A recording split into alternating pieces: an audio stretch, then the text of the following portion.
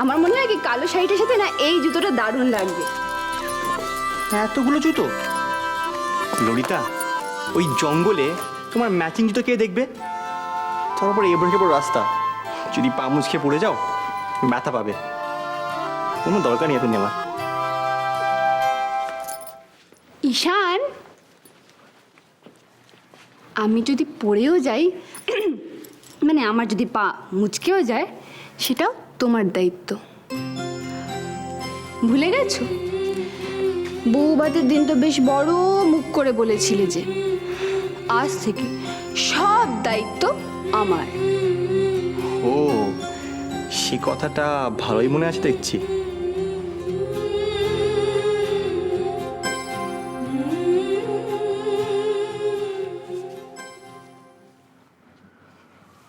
এদিকে এসো।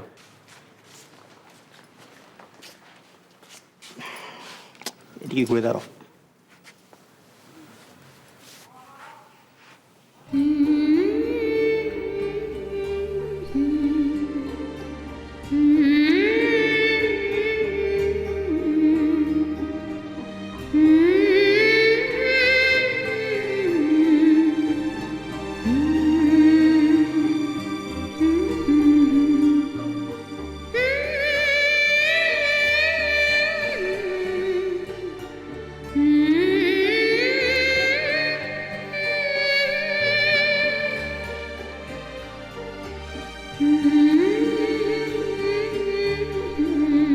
খুব সুন্দর লাগছে, ঠিক বিয়ের দিনের মতো।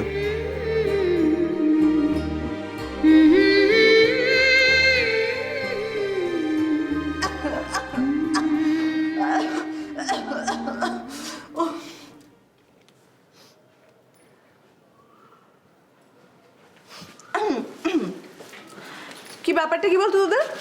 এখনো পর্যন্ত কিছু গোছাসনি কেন? দেখো না ছোটদি ভাই, কি নেব কি না নেব মানে কিছু বুঝতেই পারছি না।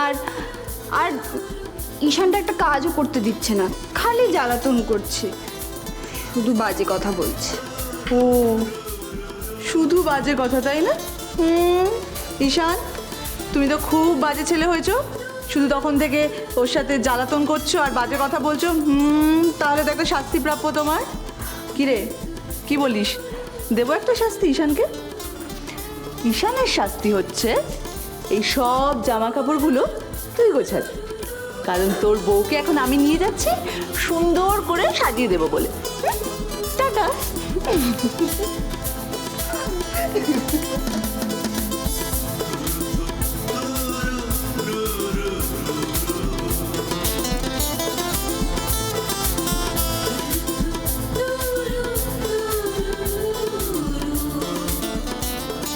বাহ, টিপটা পরিয়ে সাজটা কমপ্লিট হয়ে গেছে।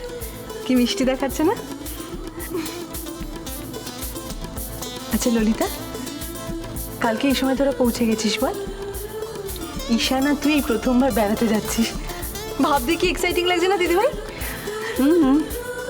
কিন্তু তার আগে ওকে জিজ্ঞেস কর যে ভালোবাসার মানেটাও ভালোভাবে বুঝেছে কিনা। কি রে ললিতা?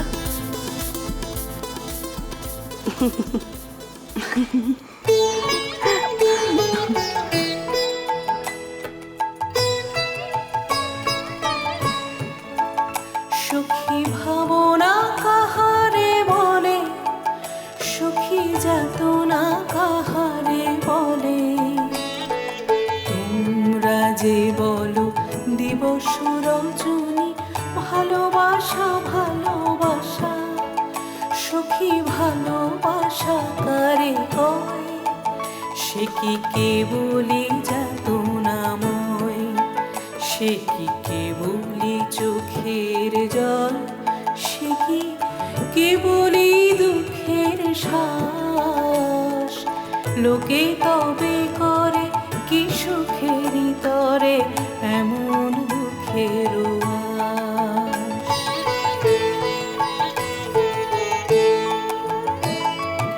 আমার চোখে তো সকলই শোভন, সকলই নবীন, সকলই বিমল, আমার চোখে তো সকলই শোভন, সকলই নবীন, সকলই বিমল,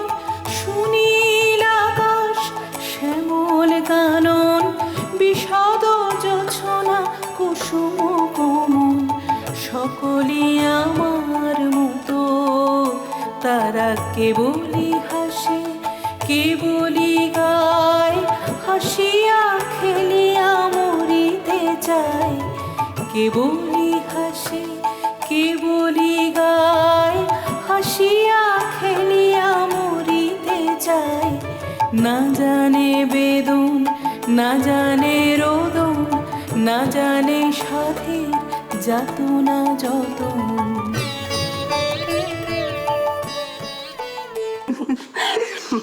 যাক দিদিভাই, আমাদের কিন্তু দায়িত্ব শেষ। ভালোবাসা কাকে বলে আমরা কিন্তু পরিষ্কার করে বুঝিয়ে দিয়েছি। এবার সব দায়িত্ব তোর আর ঈশানের। লজ্জা পেয়ে গেছে। এই পাগলি, যা এবার ভালোভাবে ঘুরে আয় তো। আর শোন, ওখানে গিয়ে একদম ঝগড়াঝাটি করা চলবে না, কেমন? যা।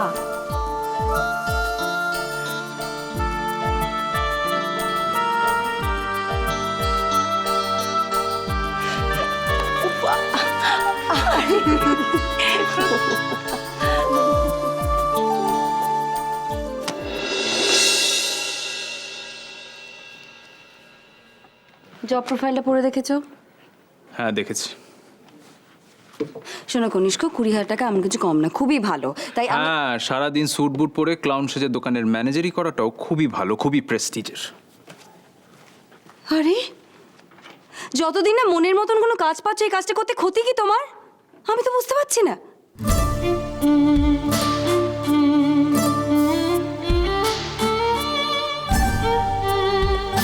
না না না বলেছি না। কেন না? কেন না? কেন না আমাকে বলো, explain it to me, will you please? Raima, আমি তোমায় অনেকবার এক্সপ্লেন করেছি। ম্যানেজার, দেখো আই এম শিওর যে এর থেকে অনেক ভালো চাকরি, অনেক ভালো কাজ আমি পাবো। তুমি এখনো অতটাই কনফিডেন্ট কনিষ্ক? কি করে বলো তো? যখন কাজ চলে যায়, গোড়ার দিকে অনেকগুলো কাজ পেয়েছি, কেন করলে না? না জব প্রোফাইল স্যুট করছে না, তারপর যাও একটা ভালো কাজ পেলে মায়ের জন্য করতে পারলে না। শোনো কনিষ্ক, এই কাজটা তুমি যদি এবার না করো, সারা জীবন এইভাবেই তোমাকে বাড়িতে বসে থাকতে হবে, এটা মনে রেখো কিন্তু। রাইমা, কি ভেবেছো কি তুমি? যা মুখে আসে তাই বলবে?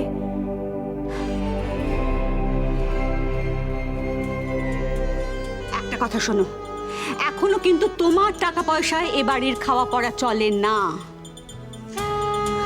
ভগবান করুন সেরকম দিন যেন আমাকে দেখতে না হয়। আর যদি তাই হয়, এই বড় ফ্ল্যাট আমি বিক্রি করে দেবো, একটা ছোট বাড়ি ভাড়া নিয়ে থাকবো।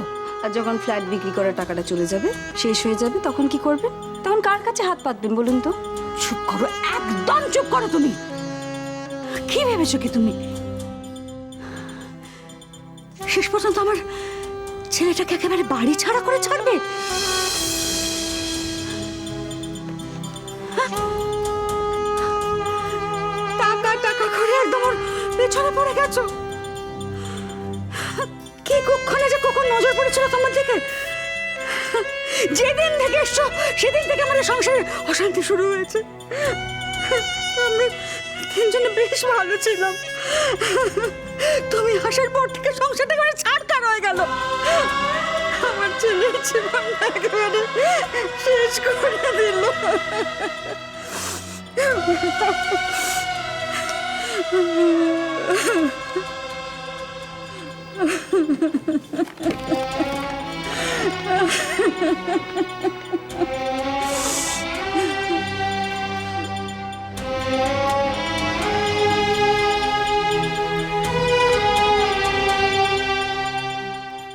তোরা হানিমুনে যাচ্ছিস, ওখানে গিয়ে আবার কিছু ভাঙচুর করিস না।